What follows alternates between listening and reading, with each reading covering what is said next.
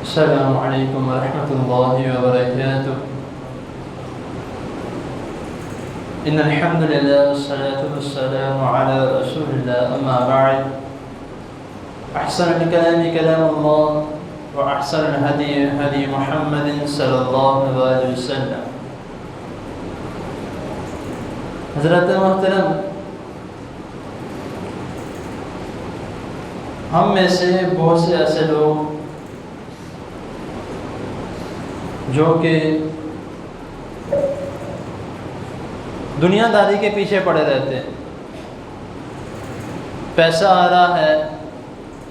مزید اس کی ہرس بڑھتی رہتی ہے، دکانداری ہے، کوئی دکان مل جاتی ہے، مزید اس کی ہرس بڑھتی رہتی ہے، اور ہر ایک بہت سے ایسے لوگ بیچ میں ہیں کہ صرف اور صرف ان کا جو شوق ہے وہ دنیا کمانے کا، کہ جو کچھ اس میں ہے وہ مجھے مل جائے، جو میں چاہتا ہوں مجھے اسی وقت مل جائے۔ کچھ لوگ ایسے ہیں جن کو گاڑیوں کا شوق ہے اور وہ چاہتے ہیں کہ مہنگی سے مہنگی گاڑیاں میں رکھوں، کچھ موبائل کا شوق رکھتے ہیں، کچھ گھڑیوں کا شوق رکھتے ہیں۔ لیکن افسوس کی بات یہ ہے کہ اس دنیا داری کے پیچھے ہم اپنے رب کو بھول چکے ہیں، اپنے مقصد کو بھول چکے ہیں کہ ہم اس دنیا میں کرنے کیا آئے ہیں، ہمیں پیدا کس لیے کیا گیا ہے، یہ سب کچھ ہم بھول چکے ہیں۔ وجہ کیا ہے؟ صرف اور صرف دنیا داری کی حرص۔ رسول اللہ صلی اللہ علیہ وسلم فرماتے کہ ایک شخص، اس کو ایک احد پہاڑ جتنا بھی سونا مل جائے تو وہ اگلے کی حرص کرتا ہے، وہ بھی مل جائے وہ اس سے اگلے کی حرص کرتا ہے کہ بس مجھے آتا رہے، مال آتا رہے، میرے پاس پیسے ہونے چاہیے، میرے پاس دنیا داری ہونی چاہیے، دنیا کی سب چیزیں مجھے ملنی چاہیے، دنیا کے سب خواہشات جو وہ کرتا ہے وہ کہتا ہے کہ بس مجھے سب کچھ مل جائے۔ لیکن رسول اللہ صلی اللہ علیہ وسلم کی تعلیمات جو ہمیں دی گئی ہے، نبی کریم صلی اللہ علیہ وسلم نے ہمیں سکھایا ہے، وہ کیا کہتی ہے اس کے متعلق؟ اب ایسے کلمات ہیں، ایک ایسی دعائیں ہیں کہ جس میں اگر ہم وہ پڑھ لی جائیں تو وہ دنیا میں جو کچھ ہے، دنیا و ما فیہا، جو کچھ اس میں موجود ہے، پیسہ ہے، گاڑی ہے، بنگلہ ہے، جو کچھ بھی ہے، گھر ہیں، مہنگی مہنگی جگہیں ہیں، نبی کریم صلی اللہ علیہ وسلم کیا فرما رہے ہیں کہ ایسے کلمات کہ وہ اگر میں پڑھ لوں تو جو کچھ اس دنیا میں ہے مجھے وہ سب سے زیادہ پسند ہے۔ بے شک یہ سب کچھ مجھے مل جائے لیکن پھر بھی مجھے سب سے زیادہ وہ کلمات پسند ہیں، وہ الفاظ پسند ہیں۔ اب وہ الفاظ اتنے مشکل نہیں ہیں، ہم یہ سمجھ رہے ہوں گے کہ پتہ نہیں کون سے ایسے کلمات ہیں جس کے متعلق نبی کریم صلی اللہ علیہ وسلم یہ فرما رہے ہیں کہ وہ کلمات مل جائیں تو وہ شخص وہ پڑھ لے تو جو کچھ دنیا میں ہے اگر اس کو مل جائے وہ اس سے بھی زیادہ پسندیدہ کیسے ہو سکتے ہیں؟ اب یہ دنیا جو ہے اس کے متعلق اللہ تعالیٰ نے سورۃ الرحمن میں کیا فرمایا؟ آپ سب جانتے ہیں، سورۃ الرحمن پڑھتے رہتے ہیں، اس کا ترجمہ کئی مرتبہ جو ہے بھائی سنتے رہتے ہیں کہ دنیا فانی ہے،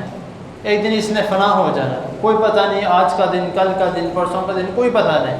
وہ کہاں گیا، سارا کچھ ختم ہو گیا، کہاں گیا؟ وہ پیسے، وہ گاڑیاں،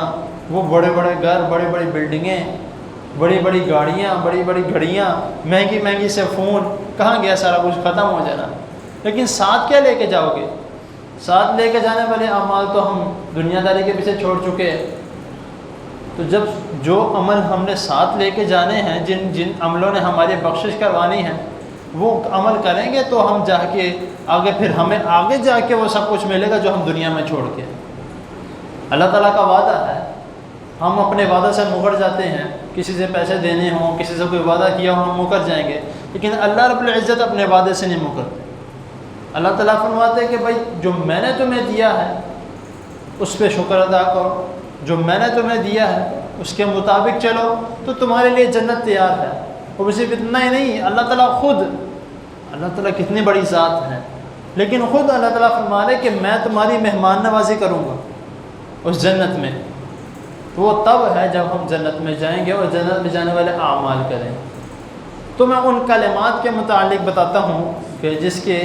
وجہ سے میں نے اپنی تمہید باندھی ہے کہ نبی کریم صلی اللہ علیہ وسلم نے ان کلمات جو بتائے ہیں وہ یہ ایسے کلمات ہیں کہ جب رسول اللہ صلی اللہ علیہ وسلم معراج کے موقع پر 7ویں آسمان پہ حضرت ابراہیم علیہ السلام سے جب ان کی ملاقات ہوئی تو تب بھی حضرت ابراہیم علیہ السلام نے نبی کریم صلی اللہ علیہ وسلم سے فرمایا کہ جنت بہت زرخیز ہے، یعنی کہ بہت وسیع ہے۔ تو اپنی امت سے جا کے کہیں کہ اس جنت میں سبحان اللہ، الحمدللہ، اللہ اکبر کہہ کر اس میں درخت لگائیں اپنے لیے۔ تو یہ وہ کلمات ہیں۔ اب حضرت ابو ہریرہ رضی اللہ تعالی عنہ وہ بیان کرتے ہیں کہ نبی کریم صلی اللہ علیہ وسلم نے فرمایا، یہ وہی جو کلمات جس کے متعلق میں آپ کو بتانے لگا ہوں، صحیح مسلم کی حدیث ہے، حدیث نمبر 6847 6847 کہ نبی کریم صلی اللہ علیہ وسلم نے فرمایا کہ جو شخص یہاں اپنے متعلق رسول اللہ صلی اللہ علیہ وسلم نے فرمایا کہ اگر میں یہ کلمات پڑھ لوں، وہ کلمات کون سے ہیں؟ سبحان اللہ والحمد للہ ولا الہ الا اللہ واللہ اکبر، یہ کلمات میں پڑھ لوں تو دنیا و ما فیہا، جو کچھ اس میں موجود ہے سب کچھ مجھے مل جائے، میں پھر بھی ان کلمات کو پڑھنا زیادہ پسند فرماؤں۔ یعنی کہ نبی کریم صلی اللہ علیہ وسلم نے ان کلمات کو زیادہ محبوب قرار دیا۔ اب یہ کلمات مشکل تو نہیں ہے، ہم ہر نماز کے بعد ذکر کرتے ہیں، سبحان اللہ کبھی، الحمدللہ کبھی، اللہ اکبر کبھی، لا الہ الا اللہ کبھی، تو چلتے پھرتے پڑھی جائے۔ ہم اپنی دکانوں میں بیٹھتے ہیں، اپنے فیکٹریز میں بیٹھتے ہیں، چلتے پھرتے موٹر سائیکلوں میں اکثر لوگوں کی عادت ہوتی ہے گنگنانا، موٹر سائیکل میں بھی جا رہے ہیں تو گانے کوئی نہ کوئی گنگناتے رہتے ہیں، گاڑی بیٹھے ہیں کوئی نہ کوئی گانا گنگنا رہے ہیں، فیکٹری میں بیٹھے ہیں دکان، تو بہتر یہ ہے کہ یہ الفاظ، یہ کلمات پڑھ لیے جائیں۔ اس سے کیا ہوگا، ہمیں انشاءاللہ تعالیٰ اللہ تعالیٰ سے پوری امید ہے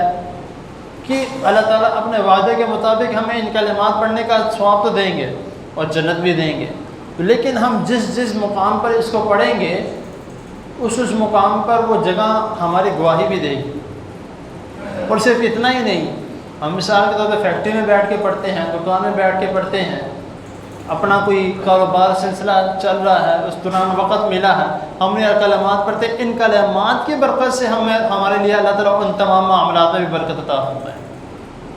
تو بس ہم نے کیا عمل کرنا ہے کہ ان کلمات کو پڑھنا ہے، دنیا داری کو تھوڑی دیر سائڈ پہ رکھ کے ذرا ان کلمات کی طرف توجہ دیں، تاکہ ان کلمات کو پڑھنے سے ہمارے لیے جو دل میں دنیا داری کی حرص ہے وہ ختم ہو جائے۔ جب ہم اس طرح کے اعمال کریں گے، اس طرح کے کلمات پڑھیں گے، جو دنیا داری کی حرص ہے وہ ہمارے دل سے ختم ہو جائے۔ اللہ تعالیٰ کی حضور دعا ہے اللہ تعالیٰ ہمیں جو سنا ہے اس کو سمجھنے کے، اس پر عمل کرنے کی توفیق عطا فرمائے، اور ان کلمات کو اپنے زندگی کا معمول بنانے کی توفیق عطا فرمائے۔ جزاکم اللہ خیر۔